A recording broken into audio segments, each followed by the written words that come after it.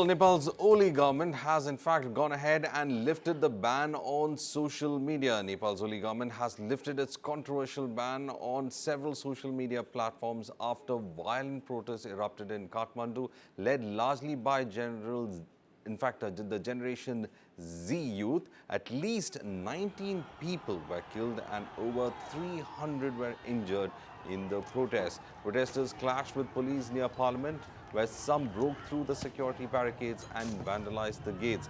Curfew remains in place across key areas, including the legislature, president's residence, and the Prime Minister's office.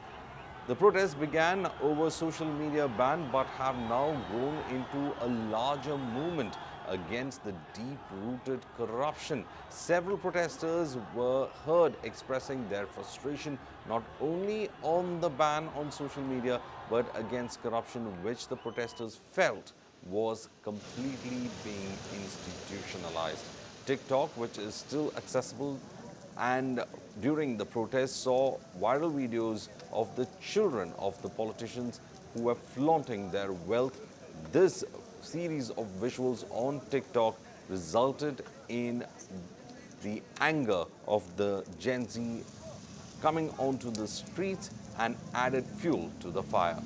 Meanwhile, Meta's platforms like Facebook and Instagram remain unregistered under Nepal's new rules, though apps like Viber and Nimbus have complied. The United Nations and Amnesty International have both called for a swift, transparent probe into alleged excessive use of force. The UN warned of deeply worrying reports of live ammunition being used. India has not commented yet, but security has been tightened in border districts, while Nepal has deployed its army in several unrest-hit regions, including in Terai.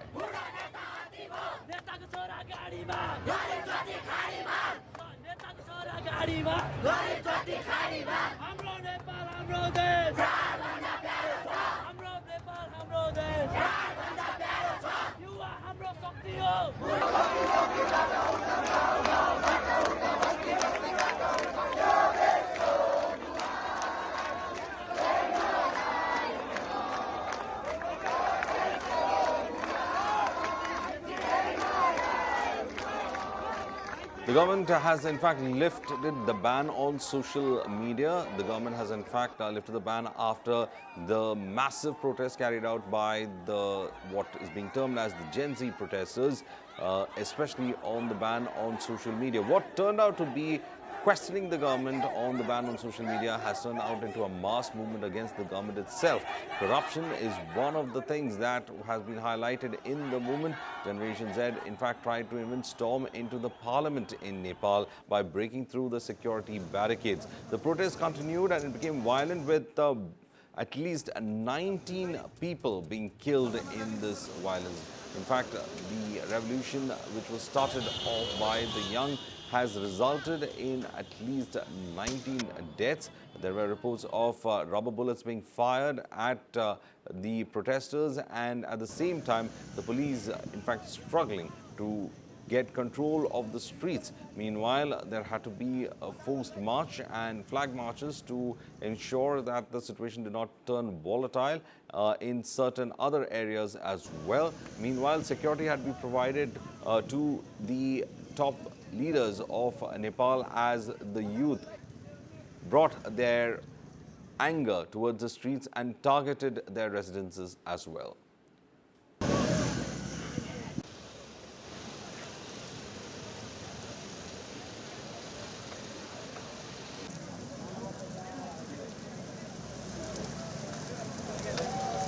Meanwhile, News9's Deputy Managing Editor Karthikeya spoke to a panel of experts on Nepal protests. Let's listen in on what they had to say. Nepal के शहरों में चलते रहेंगे क्योंकि कई सारे शहरों में कर्फ्यू लगा है, ये जानकारी आए वायरस के माध्यम से। नेपाल के महत्वपूर्ण शहर में ये प्रदर्शन हो रही है कि ये सरकार ने सोशल मीडिया को बंदेज लगाया, पीपुल का, यंगर्स का व्यापक फ्रस्ट्रेशन था र इसमें इस सरकार के खिलाफ में रहने वाला दल का घुसपैठ भी हुआ। उसके जरिए से देश के महत्वपूर्ण शहर में बहुत तनावग्रस्त स्थिति बन चुके हैं। मेरे के निवेदन है कि मैं पहले भी किया हूं, सरकार के पास में भी मेरा डिमांड है, नेपाली कांग्रेस पार्टी का बैठक चल रहा है कि सरकार ने तुरंत सामाजिक संजाल का खुला करना चाहिए, जेनजी पुस्ता के मांग के संबोधन करना चाहिए। ये जनता का गुस्सा, ये यंगर्स का गुस्सा क्या है कि करप्शन, नेपाल की सुशासन का बहुत कमी है। इसमें हम भी पार्टी में लड़ रहे हैं और सरकार को भी बारंबार दबाव दे चुके हूं, दे रहा हूं। तो मेरा निवेदन है, नेपाली जनता, नेपाली यंगर्स, नेपाली दाजू भाई दीदी बहनी, सोशल मीडिया यूजर्स को सारा को निवेदन है कि संयमता जरूरी है देश के लिए। देश ने बार बार इतना टाइप का द्वंद्व नहीं सह सकते हैं। देश ने स्थिरता, स्थायित्व, शांति के प्रोसेस में है नेपाल। इसके लिए आम नेपाली जनता ने, यंगर्स ने, इंटेलेक्चुअल पर्सन ने, ऑल पॉलिटिशियन, ऑल टाइप की पीपुल, ऑल पार्टी ने संयमता के जरूरी है। नेपाल में बड़ा खून खराबा हो रही है, 18-19 आदमी यंगर्स गुजर गई है। इसके लिए मेरा निवेदन है, सरकार से निवेदन है, तत्काल जेनजी का मार्ग संबोधन कीजिए, सामाजिक संजाल तत्काल ओपन कीजिए। इस सरकार के कांग्रेस पार्टी की तरफ भी मांग है, जो मूवमेंट कर रहे हैं जेनजी के पास में मेरे रिक्वेस्ट है कि मुलुक सर्वे सर्वा है, मुलुक फर्स्ट है, country is first. Show country के स्थायित्व के लिए, कंट्री के शांति के लिए, नेपाल की समृद्धि के लिए संयमता जरूरी है। इस संयमता के लिए मेरे भाइयों का, मेरे बहनों का, जेनजी पुस्ता का कांग्रेस पार्टी की तरफ से, मेरे तरफ से नम्र निवेदन है, स्टॉप दिस वायलेंस। बिल्कुल, you know, a lot of people would say, quote unquote, is there a foreign hand? Something, you know, which people spoke about in Bangladesh. So how do you categorize the protests in Kathmandu? Different from Bangladesh? Well, it is different. It is not because, you know, in Bangladesh, army intervened really to push Hasina out also. Without that, it would not have happened. Nepal's situation is slightly different. I have no doubt that this is not a challenge to democracy in Nepal. I have no doubt about it. But I tell you, as Mr. Puyal has said very rightly, that people would not accept any, shortcut to the solution. That you make a committee or do something or start arrogation in one way or the other. One of the options can be of having an interim arrangement which really looks for the next election. So far as foreign sources are concerned, I think Vinaji said it rightly, and I want to emphasize it that there are reports, and I have not confirmed, but I have heard it from my Nepali friends talking to them today on phone, that the Soros's open society people are involved there. And as you know, all the social media networks have are stakeholders, and they are all linked to the US. So US government has nothing to do perhaps with it, but you are asking of the foreign influences, it cannot be ruled out. And exactly this situation was there in Sri Lanka and to a very large extent also in Bangladesh. So, you know, these are the hands which are hidden behind it. And students are in a very rebellious mood. They can be exploited, they can be diverted and twisted also. A possibility, I don't rule it out. But I think the basic approach should be that the present leadership is not acceptable, and I don't think that they would be able to find any way out of this crisis unless there is a drastic change takes place. My colleague Nabil also spoke to a panel of experts on the issue as it was boiling. Let's listen in. How do you see these protests in Nepal having an impact on India? I'm not too sure if there's a direct correlation, but what I can see here is that this is what can happen if one government bans social media platforms. You have most of the youngsters today addicted to it. Forget Gen Z, millennials. What are they going to do if there's a ban? Come out on the streets and protest. So this is dangerous. Yeah, go on, sir. Well, I fully empathize with what Khushbu has said. Government has been caught on the wrong foot.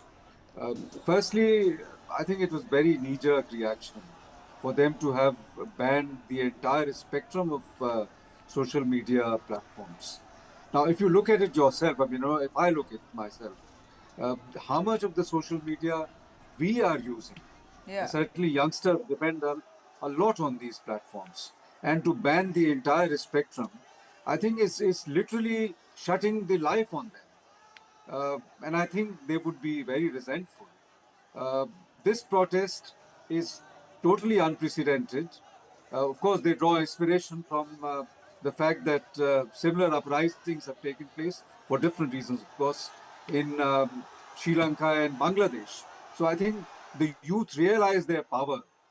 But the most important thing is their protest. They were peaceful protests. Government not only did the wrong thing in uh, totally knee-jerk reaction and banning the entire spectrum of the social media platforms, and then they gotten came back with a disproportionate response. Uh, and what was to be a very peaceful protest uh, turned into a violent protest, and we are very concerned. About 20 people have died. Uh, you asked me what is India. We don't have a direct connection with this protest, but certainly we watch what's happening in our neighborhood, and we are very deeply concerned about the welfare, the well-being of people in our neighboring country, a friendly country, Nepal. Uh, so I think the underlying reasons which have now come to the fore. Nepal has battled with the governance issues, corruption, all of that in the last several years. And what the protest began uh, as something against the shutting out of the social media platforms, but now have taken a larger shape. My colleague Samya had taken to Nepal's big protest and she spoke exclusively with Nepali politician Khushbu Oli. Let's take a look at that interview. See, the real reason behind this ban was not just the registration of the social media for the companies, anything like that. The main reason that I feel right now, seeing this condition, is that it was a political reason. These leaders feared the political literacy and awareness that social media was enabling amongst the citizens. They wanted to control the narratives about corruption that was happening in the country, limit what the public could publish, and suppress any forms of criticisms or negative coverage about themselves. So it was not just about banning social media for the law or registration. It was actually about consolidating power and silencing the dissent. So this is what was triggering the Nepali public, especially the youths, because social media for the youths of Nepal, the Gen Z generations, it was not just entertainment. It was a vital source of income when the country is pounding because of unemployment. This has become a source of income. Some people were using it as an educational resources and professional works for thousands of citizens. And the government's ban had also disrupted the livelihoods, blocked the connectivity opportunities, and people who were sending remittances had completely lost their connections to the families. So our concern was when the medical social media regulation bill is still under parliamentary review, what was the need to ban this? And when the public requested to, remove the curb on social media, the government was not listening at all. And I think, this government, especially the Oli government, has been very suppressive, and they have always failed to address the public grievances. So, and inefficient in implementing policies, and has been remarkable in fostering corruption in this country, and the way they flaunt it, and when the way the party people flaunt it was really triggering the public, and his authoritarian approach was not going well with the young generation. So I think this was what triggered the situation. And if you talk about the situation that has escalated today, it's not the children, it's not the youths. I had sent 3 of my children to this protest. I had no idea, no clue. I did not even imagine the government would shoot at them. 14 children have died. My children could have died. Like, they all our children. I did not even imagine the government would go to this extent. So earlier, when RPP was doing demonstrations for its own way, the government did the similar things. They had vigilantes, they infiltrated the protest. We wanted to do a peaceful protest as well, but they were, firing your rubber bullets, they were firing asu gases, tear gases from the rooftops. Today I have seen videos circulated in the same way. Children are trapped inside buildings and they have been crying for help, saying that there are policemen on the terrace and people are like, thrashing them. The glasses are being destroyed, the buildings are being destroyed, and they have been shot even inside the houses. A hospital that was treating the patients had also tear gases in its compound. Like, I think 25 tear gases were attacked in that hospital as well, direct or indirect way. So, it is the government wanted to silence them. And this protest was not just anger, it was awareness of a generation that considered Why do you politics feel as a that the dirty government game. wanted to silence them? Is the KP Oli government an unpopular government? Do you feel that there should have been a statement put out before the clampdown on social media? Because when he puts out a statement now, Ms. Oli, and I'm going to quote him, he goes on to say that we are not against any platform or social network. We are against lawlessness, arrogance and belittling our country. He goes on to also say that self-respect is something that we are standing for, and is jobs bigger than nation and self-respect? How do you look at the statement that has been put forth by the Nepal's Prime Minister KP Sharma Oli? I think, he should have taken issues about our borders more seriously than a curb on a social media or social media ban. He would have taken issues. If it was so much about the country's integrity, sovereignty, then there are issues about our borders that needs to be solved, not ban the social medias, which are directly affecting the youngest generation, which is directly affecting the economy, which is even affecting the system itself. So, it is just an excuse that he is making. I've already said that the government's ban was not just about getting these companies under regulations. It was more about limiting the political literacy that was coming from the social media, and how people were understanding how much corruption they have engraved in this nation.